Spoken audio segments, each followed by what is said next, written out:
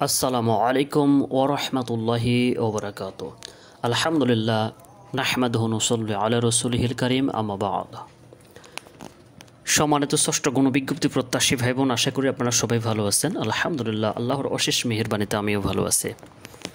আপনারা জানেন যে ইতিমধ্যে কিন্তু 18তম নিবন্ধনের যে চূড়ান্ত রেজাল্ট এটা হয়ে গেছে। এখন শুধু গণবিজ্ঞপ্তি বাকি এবং আপনাদের গণবিজ্ঞপ্তি কিন্তু খুব দ্রুত হবে এবং সামনের 2 মাসের মধ্যেই ধরা যায় যে আপনাদের গণবিজ্ঞপ্তির যে কার্যক্রম এটা সম্পূর্ণ শেষ হবে, অর্থাৎ আপনারা প্রতিষ্ঠানে কিন্তু যোগদান করতে পারবেন। এটা আগস্টের মধ্যেই হয়ে যাবে ইনশাল্লাহ। তো সম্মানিত নিবন্ধন প্রত্যাশী ভাই বোন, আপনারা জানেন যে এনটিআরসির কিন্তু অনেকগুলো ধাপ পার করার পরে কিন্তু আপনার এখানে চূড়ান্ত সফলতা আসে, অর্থাৎ আপনি এখানে চূড়ান্তভাবে উত্তীর্ণ হয়েছেন মানে আপনার সকল কার্যক্রম শেষ, বিষয়টা কিন্তু এমন নয়। এখানে আপনাকে আরও কয়েকটি ধাপ কিন্তু আপনাকে পার করতে হবে। তো যেহেতু এখানে আপনাকে আরও কয়েকটা ধাপ পার করতে হবে, এর জন্য কিন্তু প্রত্যেকটা ধাপই খুবই গুরুত্বপূর্ণ। তো আজকের আলোচনার গুরুত্বপূর্ণ বিষয় অত্যন্ত গুরুত্বপূর্ণ বিষয় সেটা হচ্ছে যে আপনার কিন্তু ষষ্ঠ গণবিজ্ঞপ্তি হলে এখানে যে আবেদন করতে হবে এই আবেদনটা একদম সঠিক এবং নির্ভুল হতে হবে। এই আবেদনের ক্ষেত্রে হুটহাট নিয়োগ সার্কুলার হয়ে গেল, আপনি 1-2 দিনের মধ্যে আবেদন করে দিলেন, শেষ আপনার চাকরি হয়ে গেল, বিষয়টা এমন নয়। একটা ভুলের জন্য আপনার সারা জীবন আফসোস করতে হতে পারে, যেটা বিগত 17তম নিবন্ধনধারী যারা 16তম নিবন্ধনধারী অর্থাৎ 5ম গণবিজ্ঞপ্তি 4র্থ গণবিজ্ঞপ্তি যারা এরকম অনেক ভুক্তভোগী রয়েছেন, যাদের সাথে আমার যোগাযোগ হয়েছে, তাদের সাথে আমার কথা হয়েছে। তো আসলে তারা কী ভুল করেছিলেন বা এখানে কী ভুল করা যাবে না সেই বিষয়গুলো নিয়ে আজকে আমি কিছু আলোচনা করব এবং তার সাথে যে গুরুত্বপূর্ণ তথ্যগুলো আপনাকে দিতে হবে, যে বিষয়গুলো আপনাকে কাগজপত্রগুলোর প্রয়োজন, সেটা আমি আজকে আলোচনা করবো ইনশাল্লাহ। তো আমি মনে করি ভিডিওটা শুরু থেকে শেষ পর্যন্ত দেখবেন। আমি যে কথাগুলো বলবো একটা কথাও ফাও বলবো না, প্রত্যেকটা কথাই কিন্তু গুরুত্বপূর্ণ। তো সম্মানিত নিবন্ধন প্রত্যাশী ভাই বোন, সর্বপ্রথম আমি যেটা বলতে চাই সেটা হচ্ছে যে আপনাদের যখন সনদ এবং মেধা তালিকা হয়ে যাবে তখন কিন্তু আপনাকে প্রতিষ্ঠান সিলেক্ট করতে হবে আপনার নাম্বারের ভিত্তিতে। তো এখানে যদি আপনি একটু ভুলের কারণে একটু এলোমেলো করে ফেলেন তাহলে কিন্তু আপনার এই যে একবার সাবমিট যদি গণবিজ্ঞপ্তি হয়ে যায় তাহলে কিন্তু আর এটা পরিবর্তন করতে পারবেন না, অর্থাৎ যেই প্রতিষ্ঠান আপনি দিবেন সেটাই কিন্তু আপনার সিলেক্ট হয়ে যাবে। তো এখানে যে বিষয়টা দেওয়া আছে যে আপনার, আমি মনে করি এখানে কিন্তু গুরুত্বপূর্ণ যে বিষয়গুলো সেগুলো হচ্ছে যে সবচাইতে যে বিষয়টা বেশি গুরুত্বপূর্ণ সেটা হলো এখানে আপনার এই যে তথ্য যেগুলো দেওয়া আছে এই তথ্যগুলো একদম সঠিক এবং নির্ভুল হতে হবে এবং এর সাথে এই যে আপনার এখানে আরও যে বিষয়গুলো দেওয়া আছে, ধরুন আপনার এখানে আরও আছে হচ্ছে যে এই যে মাদ্রাসা চয়েস লিস্ট যে বিষয়গুলো আছে এগুলো কিন্তু অত্যন্ত গুরুত্বপূর্ণ। তো সম্মানিত নিবন্ধন প্রত্যাশী ভাই বোন, এখানে আপনাকে প্রথমে যে কাজটা করতে হবে সেটা হচ্ছে এখানে কি রেফারেন্স যে ডেটটা দেওয়া আছে এটা কিন্তু খুব গুরুত্বপূর্ণ বিষয় না, এটা আপনার রেফারেন্স নম্বর রেফারেন্স ডেট এটা প্রয়োজন নাই, এটা সম্পূর্ণ প্রয়োজন নাই, ঠিক আছে। এখন আপনার প্রয়োজন হচ্ছে এখানে আপনার ইউজার আইডি। আপনি 5ম গণবিজ্ঞপ্তি সার্কুলার হলে এখানে কিন্তু আপনি আবেদন ড্রাফট করে স্টেপ বাই স্টেপ সেভ করে পরবর্তীতে চূড়ান্তভাবে সাবমিট করতে পারবেন। তো যেহেতু এখানে চূড়ান্তভাবে সাবমিট করতে পারেন তাই আপনি এখানে একটা ইউজার অ্যাকাউন্ট আপনার ক্রিয়েট হবে গণবিজ্ঞপ্তি দেওয়ার পরে। আপনার যে এই যে আপনার রোল নাম্বার এনটিআরসির যে রোল নাম্বার এখানে আছে এবং এখানে যে এনটিআরসির যে আপনার এখানে এই যে আপনারা দেখতে পাচ্ছেন যে এখানে যে রেজিস্ট্রেশন নাম্বার যেটা দেওয়া রয়েছে এই রেজিস্ট্রেশন নাম্বার দিয়ে কিন্তু আপনি একটা ইউজার আইডি তৈরি করতে পারবেন। তো এখানে আপনার রোল থাকবে, ব্যাচ থাকবে, যা হোক একটা ইউজার আইডি তৈরি করে নিতে হবে। নেওয়ার পরে আপনাকে আপনার নাম, এখানে আপনার যে তথ্যটা দিতে হয় সেটা হচ্ছে নাম দিতে হবে। এরপর ফাদার নেম থাকবে, মাদার নেম থাকবে, ডেট অফ বার্থ এগুলো কিন্তু একদম ভুল হওয়া যাবে না, একদম স্বচ্ছ সঠিক হতে হবে।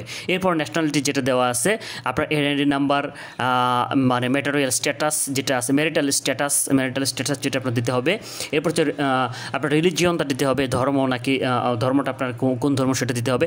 এরপর প্রেজেন্ট অ্যাড্রেস এবং পার্মানেন্ট অ্যাড্রেস, অনেক সময় প্রেজেন্ট অ্যাড্রেস পার্মানেন্ট অ্যাড্রেস একই হয়ে থাকে, যেমন আমারটা আমি এখানে দিয়েছি, আমার প্রেজেন্ট অ্যাড্রেস এবং পার্মানেন্ট অ্যাড্রেস কিন্তু একই, যার আলাদা হবে আলাদা আলাদা আপনি দিতে পারেন। তো এই যে গুরুত্বপূর্ণ বিষয়গুলো দেওয়া ছিল এগুলো কিন্তু খুবই গুরুত্বপূর্ণ বিষয়, এগুলো আপনাকে অবশ্যই সঠিকভাবে পূরণ করতে হবে। এর সাথে আরেকটা বিষয় আছে সেটা হচ্ছে যে আপনার এই যে ছবি যেটা দেখতে পাচ্ছেন এখানে ছবি, আপনাদের মধ্যে অনেকে আমাকে প্রশ্ন করেছেন যে ভাই আমি 18তম নিবন্ধন আবেদনের সময় অনেক আগের ছবি দিয়েছি, ছবিটা খারাপ হয়েছে, এই হয়েছে সেই হয়েছে, ঠিক আছে। তো আমি আপনাকে বলবো ছবির জন্য আপনাকে এখানে কোনোভাবেই আপনাকে কি করতে হবে, এখানে ছবির যে বিষয়টা এটা আপনাকে আগের ছবি দিতে হবে না, আপনি এখানে গণবিজ্ঞপ্তিতে সম্পূর্ণ নতুন ছবি আপনাকে দিতে পারেন, যেই ছবি চাইবেন সেটা দিতে পারেন। আপনি 18তম সার্কুলারের সময় কোনটাতে আবেদন মানে কোন ছবি দিয়েছিলেন না দিয়েছিলেন, সাদা কালো দিয়েছিলেন না কালার দিয়েছিলেন নাকি খারাপ ছবি দিয়েছিলেন ভালো ছবি দিয়েছিলেন, এগুলো দেখার বিষয় নাই। আপনি এখানে সম্পূর্ণই পরিবর্তন করে নতুন একটা ছবি দিতে পারবেন নিঃসন্দেহে। এখানে একটা বিষয়, আপনাদের যখন গণবিজ্ঞপ্তিতে আবেদন করবেন তখন এখানে দেখতে পাচ্ছেন আমার এখানে পেইড লেখা আছে। এটা কিন্তু প্রথমে পেইড থাকবে না। গণবিজ্ঞপ্তিতে আবেদন করার পরে আপনি একটা আনপেইড একটা কপি পাবেন, আনপেইড। এই আনপেইড কপিটাকে কিন্তু আপনাকে আবারও এখানে কি করতে হবে, আপনাকে পেইড করার পরে আপনার যে লগ ইন করে ওখানে স্ট্যাটাস থাকবে, ওখান থেকে আপনি কিন্তু ডাউনলোড করে নিতে পারবেন। এখন আসি শেষের দিকে, এই যে আপনার প্রতিষ্ঠান চয়েসের বিষয়গুলো। প্রতিষ্ঠান চয়েসের বিষয়টা এমন যে এখানে অনেক প্রার্থী আছে যাদের প্রতিষ্ঠান চয়েসের পর সাবমিট দিয়েছে, দেখা গেল এই যে 1 নম্বরে আমি যে প্রতিষ্ঠানটা দিয়েছিলাম আলহামদুলিল্লাহ এখানে আমার নিয়োগ হয়েছে। তো এই যে প্রতিষ্ঠান দিয়েছিলাম, দেখা যায় অনেকে 1 নম্বর প্রতিষ্ঠান যেটা দিয়েছে সেটা চলে গিয়েছে 7 নম্বরে, ঠিক আছে। তার মানে কি আপনি 7 নম্বরটা আপনাকে সুপারিশ করবে প্রথমে, যদি আপনার এখানে মেরিট অনুযায়ী হয়ে যায়। আবার দেখা গেল যে আপনার এখানে 16 নম্বর 20 নম্বর 25 নম্বরটা প্রথমে চলে আসছে, এলোমেলো হয়ে গেছে। এটা কিন্তু একটা গুরুত্বপূর্ণ বিষয়। আপনি যখন এখানে লগ ইন করবেন, লগ ইন করার পর তথ্যগুলো পূরণ করবেন, সব কিছু করবেন, ওকে করবেন, কিন্তু ওকে করার পর আপনি সাবমিট করবেন না, আপনি বের হয়ে চলে আসলেন। পরবর্তী যখন লগ ইন করবেন তখন দেখবেন যে আপনার এই তথ্যগুলো আবার এলোমেলো হয়ে গেছে। তো আপনার কাজ হচ্ছে এখানে আপনি যে প্রতিষ্ঠানগুলো চয়েস দেবেন, চয়েস দেওয়ার পরে আপনি হচ্ছে মানে দিনের বাই দিন বা হচ্ছে স্টেপ বাই স্টেপ আপনি এগুলো সেভ করে নিলেন, কিন্তু যখন সাবমিট দিবেন চূড়ান্ত সাবমিটের আগে অবশ্যই আপনাকে এই তথ্যটা আবারও একদম সঠিক করতে হবে। সঠিক করে নিয়ে, অর্থাৎ যখন আপনি চূড়ান্ত সাবমিট দিবেন তার পূর্ব মুহূর্তে আপনাকে এইটা আবারও একবার রিচেক করে দেখতে হবে এলোমেলো আছে কিনা। তখন যেইভাবে রাখবেন ঠিক সেইভাবে সাবমিট দেবেন, ঠিক থাকবে। কিন্তু যদি আপনি এখানে লগ ইন করছেন, সব কিছু ঠিক করছেন করে লগ আউট করছেন করে আবার লগ ইন যখন করবেন তখন দেখবেন এগুলো আবার এলোমেলো হয়ে গেছে। অনেকে মনে করেন আমি তো পূরণ করেছি, সবগুলো অর্ডার ঠিক করেছি, এখন আমি সঠিকটা দেবো, কিন্তু আসলে সেটা হবে না। আপনি যখন লগ ইন করবেন তখন কিন্তু এগুলো আবার কি হবে, এলোমেলো হয়ে যাবে। তো যাই হোক, এটা আপনাকে সাজিয়ে নিতে হবে। এই সম্পর্কে আরও ভিডিও আমি দিব ইনশাল্লাহ। এরপর আরেকটা বিষয় এখানে গুরুত্বপূর্ণ, সেটা হচ্ছে যে আপনার খুবই গুরুত্বপূর্ণ বিষয় এটা হলো যে এখানে আপনারা দেখতে পাচ্ছেন যে একই মাদ্রাসা কিন্তু এখানে কয়টা আছে দেখুন তো, এখানে কিন্তু 3টা মাদ্রাসা, একই মাদ্রাসা। দেখেন শিবগঞ্জ ফাজিল ডিগ্রি মাদ্রাসা, শিবগঞ্জ ফাজিল ডিগ্রি মাদ্রাসা, শিবগঞ্জ ফাজিল ডিগ্রি মাদ্রাসা, অর্থাৎ একই মাদ্রাসায় কয়টা পদ আছে, 3টা পদ আছে। অনেকে জিজ্ঞেস করছে ভাই যদি একই মাদ্রাসায় 3টা পদ থাকে, 2টা থাকে, আমি একই বিষয়ে একই মাদ্রাসায় এই একই বিষয়ে যদি পদ থাকে তাহলে সেগুলো আবেদন দিব কি না? অবশ্যই আপনি আবেদন দিবেন, কারণ আপনি যদি শুধু প্রথমে একটা দেন তাহলে এই দুটো আপনাকে সিলেক্ট করা হবে না, আপনাকে এখানে প্রার্থী হিসেবে গণ্য করা হবে না। তাই আপনাকে এটা দিতে হবে। অনেকে বলে 40টা প্রতিষ্ঠান, 40টা প্রতিষ্ঠান নয়, এখানে 40টা প্রতিষ্ঠান নয়, এখানে 40টা পদ। এই যে আপনি এখানে সিরিয়াল দেখতেছেন, 40টা প্রতিষ্ঠান যদি হয়তো তাহলে এই 3টা প্রতিষ্ঠান 3টাই একবারে আসতো না, এই 2টা একসাথে কি করতো, এই 2টা একসাথে আসতো না, ঠিক আছে, এই 2টা একসাথে আসতো না। এই জন্য আপনার 40টা পদে আপনি আবেদন করতে পারবেন। অর্থাৎ আমি যদি এই পদগুলো ধরি তাহলে শেষের দিকে আপনারা দেখবেন যে এখানে কিন্তু 40টা পদ রয়েছে, 40টা মাদ্রাসার নাম দেওয়া নাই। এখানে আপনারা দেখতে পাচ্ছেন যে 40টা কিন্তু পদ রয়েছে, ঠিক আছে, 40টা পদ রয়েছে। এখানে দেখুন 40টা পদ টোটাল, এখানে কিন্তু মাদ্রাসার নাম দেওয়া নাই, ঠিক আছে। মাদ্রাসা অর্থাৎ প্রতিষ্ঠান কিন্তু 40টা নয়, পদ হচ্ছে আপনার এখানে 40টা। তো এখানে আপনার যদি 2-3টা থাকে অবশ্যই কিন্তু এটাতে চয়েস দিতে হবে। এখন সর্বশেষ আসি আমি এখানে একটা বিষয়, আপনারা এই বিষয়টা খুবই গুরুত্বপূর্ণ, এটা দেখে নেন যে এখানে কিন্তু যে এই যে আপনার ডিক্লারেশন বা এখানে এই যে আমি এখানে দিয়েছিলাম ইয়েস অপশন, এইটা ঠিক আছে, যে I agree to join any institute of the country selected by the authority of the basis of merit. অর্থাৎ এই যে আপনার আমি মেরিট অনুযায়ী বাংলাদেশের যে কোনো প্রতিষ্ঠান যদি আমাকে মানে যোগদান অনুযায়ী হয় সেখানে আমাকে প্রার্থী সিলেক্ট করতে পারবে। এইটা কিন্তু আমি এখানে অনুমতি দিয়েছি।